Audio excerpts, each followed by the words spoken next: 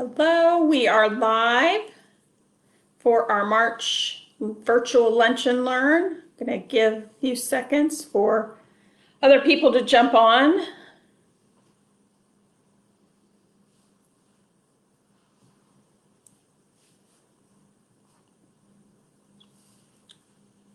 Hello, if you're just now joining us, we are, this is Lifehouse's March virtual lunch and learn.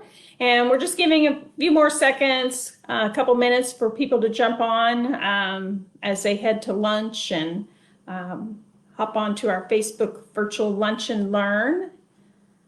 We say hello to you and just stay tuned. We'll get started. I'm going to be sharing about Lifehouse today, just kind of the general basics. Some of you may have heard that information before. There may be some of you that this is going to be new information. You're not familiar with what we do at Lifehouse. So as we wait a couple of minutes for people to grab their lunch and get settled in for our virtual Lifehouse lunch and learn. So pleased that you're taking time on your lunch hour to spend with us today and learn more about our ministry here at Lifehouse, serving pregnant women and teens who are experiencing a crisis. So we're here to help them, and it looks like we're getting some more people on. So we are a little over 2 minutes into our live. I started a little bit early, so we'll give a couple of, maybe another minute or so to see who else pops on. We're kind of expecting a big crowd today. Southeast Church had their recent Unleash conference, and during that time, people were encouraged to sign up to learn more about ministries, and we've had several people from that conference that are signed up to watch our lunch and learn here today. And we're so pleased that they're joining us and allowing us to share about Lifehouse. So I'm going to go ahead and I have some notes that I'm going to pull up on my end. And I'm hoping that, you know how technology is, and sometimes I can be technology challenged, but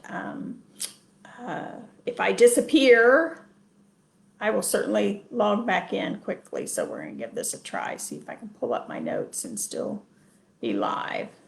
I'm going to check, am I still live? Checking with Kristen. So, okay, good deal. So my name is Dolly Nykirk, and I'm the Executive Director of Lifehouse Maternity Home. And I welcome you all to our March virtual lunch and learn. And it is really hard to believe that we have been doing our lunch and learns virtually for a year now. March 2020 was the first time we went virtual with our lunch and learns. Normally, we would invite people to come and to Lifehouse, allow us to give you a tour of our beautiful Lifehouse home, and then share about our ministry while we enjoy lunch. And since we are still in the middle of this pandemic, we are still doing our lunch and learns virtually because our number one priority is to keep our pregnant moms and our little babies safe while they are here at Lifehouse. And we have been very blessed. We've had no residents that have had confirmed cases of COVID over the last year, and we've only had 3 of our staff members that have had COVID, and they've all been pretty mild cases and recovered quickly. So we are very grateful to God that COVID has stayed away from Lifehouse. So let me share a little bit about Lifehouse, what we do here, who we are, how we got started. We've actually been around for about 13 years. I think in May this year will be our 13th. We'll be celebrating our 13th year. Lifehouse is located in the Crescent Hill, Clifton Heights area of Louisville. We're kind of right on the border between the two. And we are in a renovated 4-plex apartment building.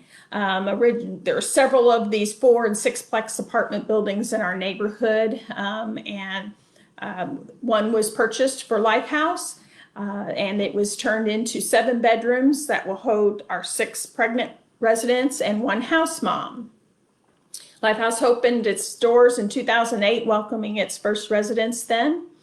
In 2014, an addition was built to the back of the existing apartment Lifehouse Home, and 6 efficiency-style apartments were built.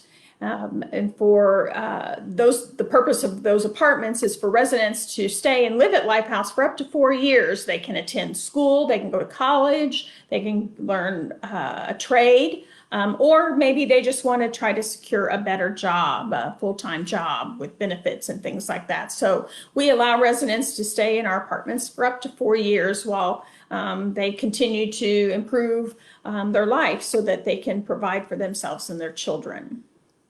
I like to compare Lifehouse to like an addiction recovery program. We are not a shelter. We're not temporary housing or transitional housing or a stop on the way to something different or more permanent. Our goal is to transform the lives of our residents, and we want to end that cycle of generational poverty and social services dependency. We help women to become the best moms that they can be to support themselves and their children. Many of our residents are escaping domestic violence, homelessness, sex trafficking. 75% have a history of addiction.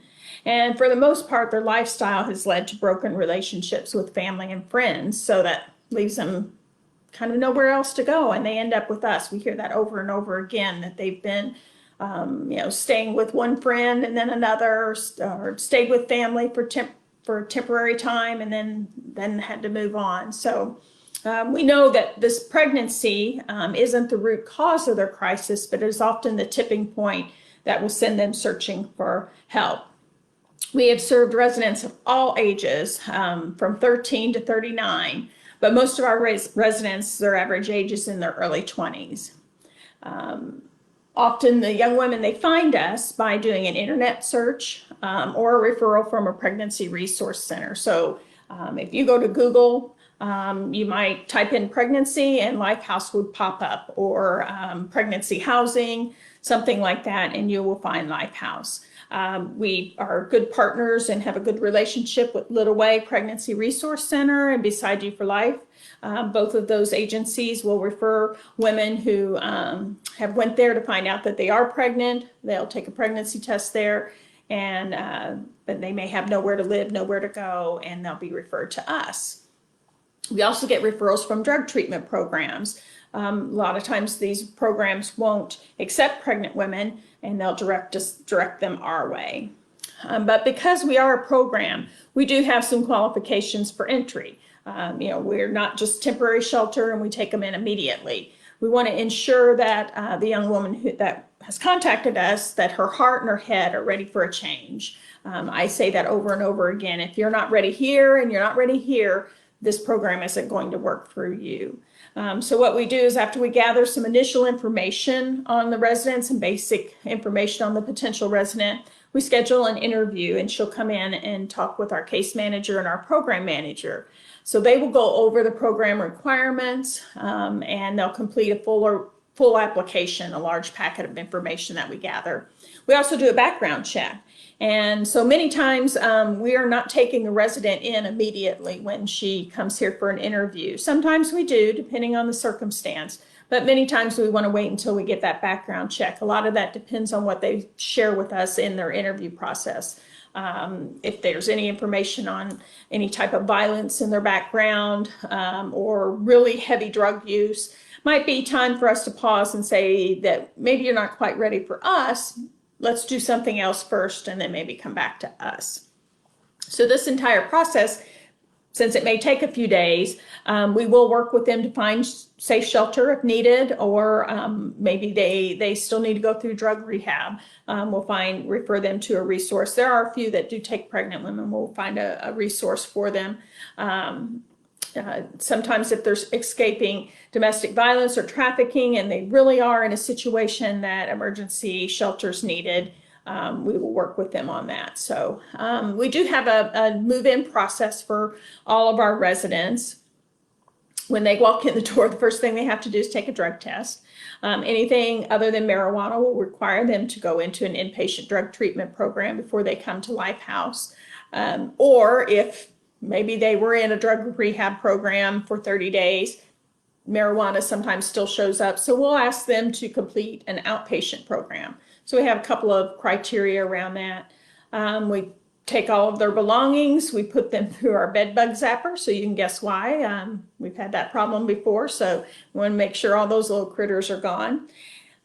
We have our resident go up and go to her room, take a shower, get refreshed, clean, and we prepare her a lunch. Because our residents have faced a lot of trauma, but we do have a policy for searching their belongings, we kind of work with them on how we go about that. But that's just to ensure that our new residents not bringing in any weapons or drugs into Lifehouse. So with COVID, we did have to shut down accepting new residents for a period of time last year. I think we stopped accepting residents for about 90 days because we really needed to learn more about COVID, needed to learn what some of the guidelines and recommendations were, how we could safely accept new residents. So we established a quarantine protocol, and we set aside 2 of those 6 apartments that I mentioned that are our transitional apartments. And those are our quarantine apartments. So our new resident would spend 10 days in one of those apartments. And so during that time, she is a part of the program, but it looks a little bit different for her. We do have a process of the first 30 days, but that first 10 days during quarantine, we are going to, in that apartment, she has a refrigerator, she has a small cooktop, and a microwave. So we make sure that she has food that she can prepare herself for breakfast and lunch. And then our house moms, which I'll tell you about, will bring dinner that's prepared by one of our residents to her in the evening. She will still participate in resident meetings and Bible study. Our quarantine apartments are on the 2nd floor, and there's a landing that she can sit and watch out over our gathering area and participate in our Bible study and resident meetings weekly. And then many times some of the staff and the residents will gather out there and in that common area and eat lunch and talk with the new resident and get to know her. So she's not totally isolated. We make sure we include her as much as possible. She's also going to be reading through a book on Christian character for women and watching some videos on pregnancy, baby's development, and infant care. She will have several assessments done by our case manager during that time as well, to learn a lot about her past trauma, her history, and we also do a self-sufficiency assessment to determine how well she's able to care for herself at that moment.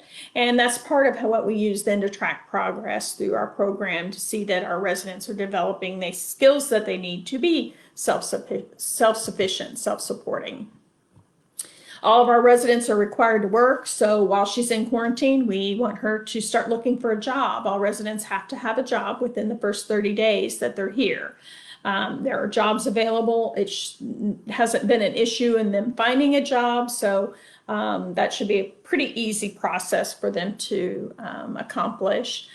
She'll also be signing up for Medicaid or passport insurance, food stamps, WIC, and child care vouchers during that time.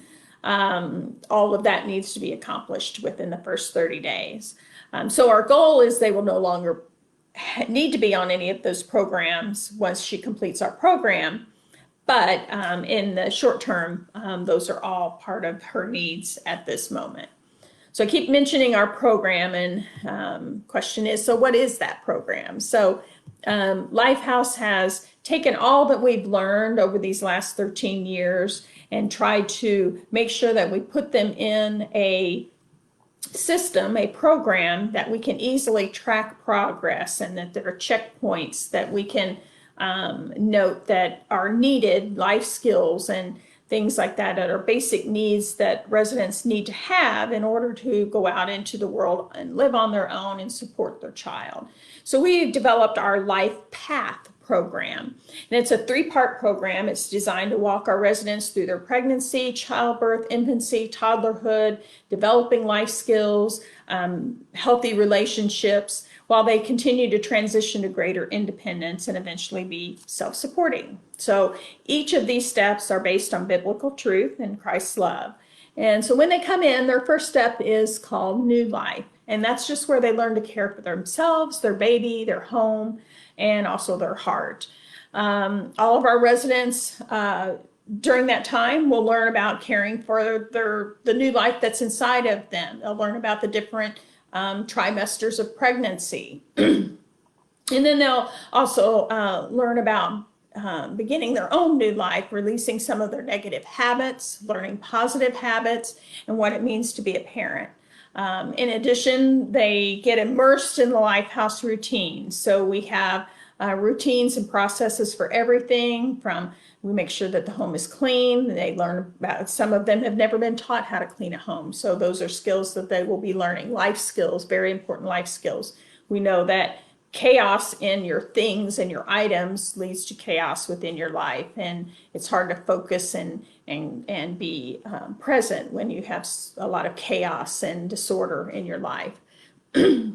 They also are going to be participating in lessons around pregnancy care, childbirth, infant care.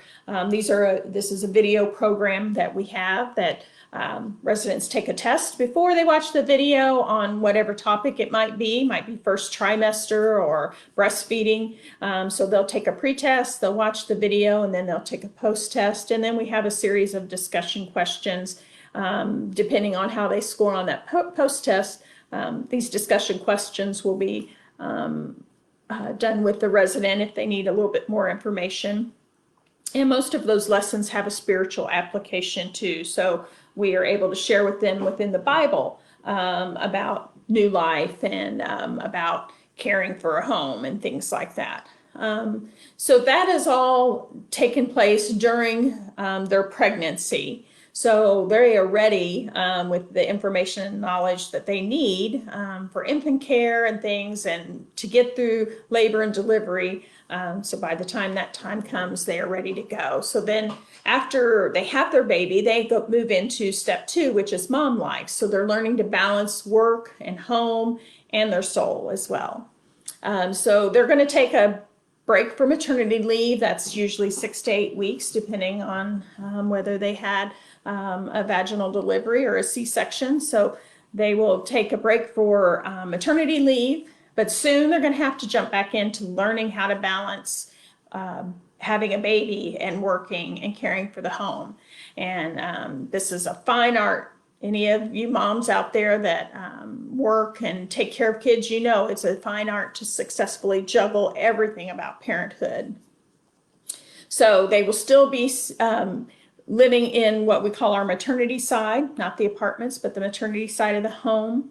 They will have a checklist of things that we're going to determine that they've accomplished. Are they able to plan a menu for the week and then prep for that? So they chopping their vegetables up and things ahead of time so that when they come home, it makes making dinner easy after they've worked all day. So it's a very short, intense period of time that should only last somewhere around 6 months at the longest.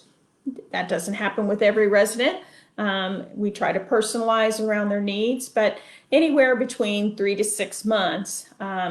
Their next step is a reward of sorts, because they're going to transition to one of those 6 apartments, and they're going to start preparing for life after Lifehouse. And so at that point, they move into our step 3, which is life goals. So they're setting independent plans and learning how to plan for a self-supporting future. And we want them to become the best mom, the best employee, and the best Christ follower that they can be.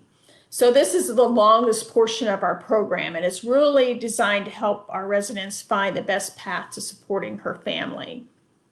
And along the way, they're going to learn about their child's development, toddlers, terrible 2s, even more terrible 3s. I think 3s are worse than 2s. They're going to learn about money management, budgeting, relationships, because we know that that's going to happen after they leave Lifehouse. They're going to hopefully improve their relationship with their family. They might possibly have a new love interest down the road. And also learning about jobs and career opportunities and setting goals for what they want to do with their life. We want them to succeed, so we're giving them that 4 years for them to go to college, to learn a trade. We're encouraging our residents to look at things like plumbing or electrical work, because those are very good careers that would support them and their children. Or maybe they just want to find more stable full-time employment. And part of that process in living in our apartments is they have to be working a minimum of 30 hours a week. Preferably, they're going to be working 40, but they got to be working that 30, 32, 35 hours a week. But at the end of that 4-year time, we feel that they are going to be more than ready to be a great mom and a great employee, and of course, most importantly, a follower of Christ. So part of those programs also include Bible study weekly. We also have our resident meetings, which always have a spiritual focus. They're still watching their lessons, those video lessons that I mentioned earlier. That takes place through all 3 parts of our program. There are hundreds of classes for them to learn from that we can assign to them. And we've set it up much like a college curriculum, where there are certain classes that are required at certain points in those 3 steps. And we can also assign some classes. So if we have a resident who's escaping domestic violence, we can assign her a lesson on how to heal from a domestic violence situation. So we try to personalize that as much as possible. Our residents are also connected to an outside counselor. We don't do counseling here because we want to match them with a counselor that might specialize in something that's very specific to them. So if they are someone who possibly has a history of drug use, we want to connect them with a counselor that has a specialty or focuses on helping heal from addiction. We also want them to develop a relationship with a counselor that can continue after they leave Lifehouse, because of trauma that they might have experienced as a child or as a young adult even. We know that takes healing, and that's going to take some counseling to work through. So we want to make sure that they're ready for that. If they have a history of addiction and they're clean, they're expected also to attend AA, Narcotics Anonymous, or even Celebrate Recovery, some sort of a recovery program, and have a sponsor. So those are all expectations that we have of our residents. We expect our residents to be productive 40 hours a week. So while they're pregnant, many times they're just working part-time, but we want them to fill their time with other activities as well, so they make sure that they are active and productive 40 hours a week, just like everyone else. So some additional programs we have within LifePath. We have a special program for fathers that want to be involved in their children's lives. So we can assign them specific lessons around co-parenting, and mom will also receive some co-parenting lessons. Both of these lessons are directed either at mother or father, because each of those parents have special needs and special things that need to be shared with them. So the dads will have a minimum lesson requirement during the mom's pregnancy to prepare for visitation and co-parenting. They will meet with our staff as well. And then there are also some additional lessons we will assign after the baby's birth, prior to each time they come to visit mom and baby here at Lifehouse. Those lessons we send them via text or email, so there's no problem with them seeing the lesson on their phone anywhere. They can complete that, and they're expected to complete that lesson, watch that video, take the test, and also bring $20 in child support, which we place in a savings for the children for their future. So we also have a special LifePath program for women who are making the selfless choice for adoption. It's called Birth Mom. And those are special lessons on pregnancy and childbirth. But then we're also going to really focus on important life skills like budgeting, job readiness, interviewing, resume preparation, relationships. And we know that those birth moms will still need support and care even after their child is born. So they still can live here at Lifehouse for up to 4 years, so they can pursue a college degree or learn a trade or seek stable employment, and they're still going to have the unconditional love and support and the safe environment here at Lifehouse.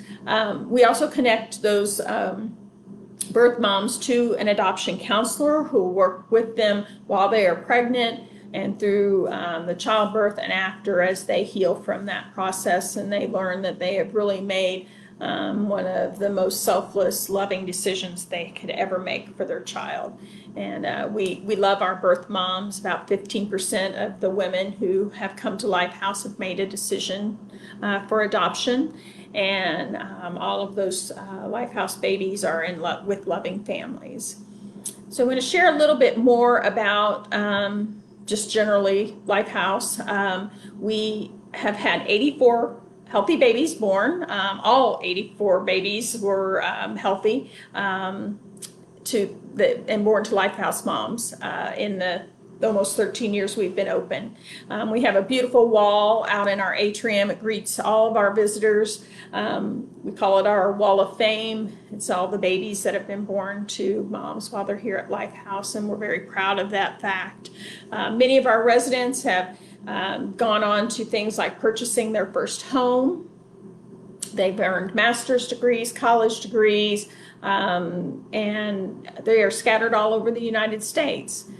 So we are very proud of all of our Lifehouse alumni. We remain in contact with many of our alumni and continue to help those that need it. We say Lifehouse is for life, so whether they've been here for 5 minutes or they stayed for 4 years, we continue to help and provide for them whenever they have a need, whether it's directing them to a resource, need a package of diapers, or maybe they need food. So we will help them in any way that we can. We also have women that Lifehouse isn't for them, but we are looking to expand our Life Path program in the future to include those women that we're just not quite the right fit. Residential living, communal living isn't the right fit for them, but they could still benefit from some of the lessons and life skill lessons that we provide. So we're looking at expanding our program to non-residents and also to our alumni. We'll make our program available to them. So that's kind of a great overview of Lifehouse and what we do. And if we will look at some of the questions that have been asked, and we'll answer those. If we haven't answered them during this time, we'll make sure that we follow up and answer those questions. We are doing in-person tours of 1 to 3 people. So if you want to come and visit Lifehouse and get a tour of what we do here, one of the comments that we always get is we're so clean, and we pride ourselves on our cleanliness here, and we would love to show you everything about Lifehouse. Our home is beautiful, and we love to share it with people, and hate that COVID's kind of keeping us from doing that on a bigger scale. But if there's 2 or 3 people that want to come and visit Lifehouse, reach out to us. You can send us a message through Facebook Messenger, or you can call us here at Lifehouse 502-897-1655. And maybe you know a young woman who is pregnant and is really in a situation that she is struggling and maybe even in crisis. We certainly would love to talk with her and tell her about our program and tell her how she can find healing here, not just by what we do, but also through the love of Jesus Christ.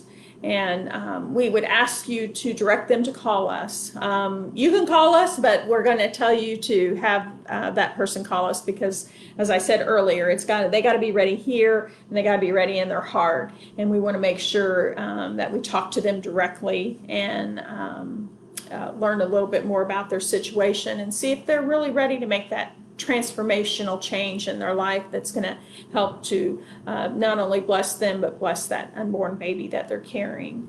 And if you want to take a tour, call us at 502-897-1655. We're also always looking for volunteers. We have a variety of ways that you can volunteer.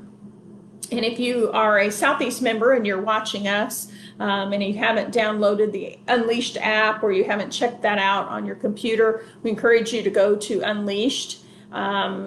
Unleashed app, and search for Lifehouse Maternity Home. We have all of our volunteer opportunities listed there. You can sign up. We'll get a notification and we'll reach out and make sure that we get you connected to any of the many opportunities that we have.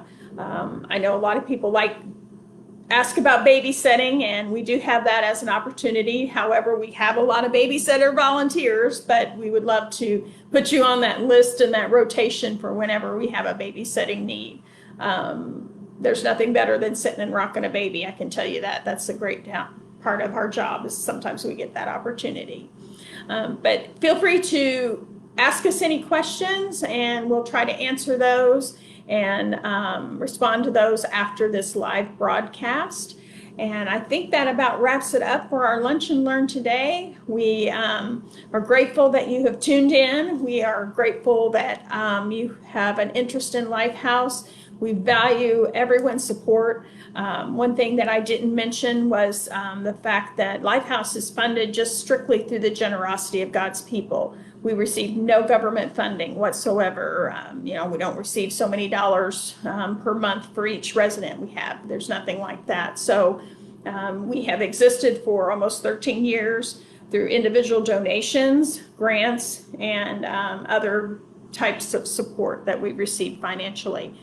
So if you feel that this ministry sounds like something you're willing to support, I'd love to have a conversation with you about that and share with you how we would use your dollars. I can tell you that well over 63% of the dollars that we receive go directly to our resident programming.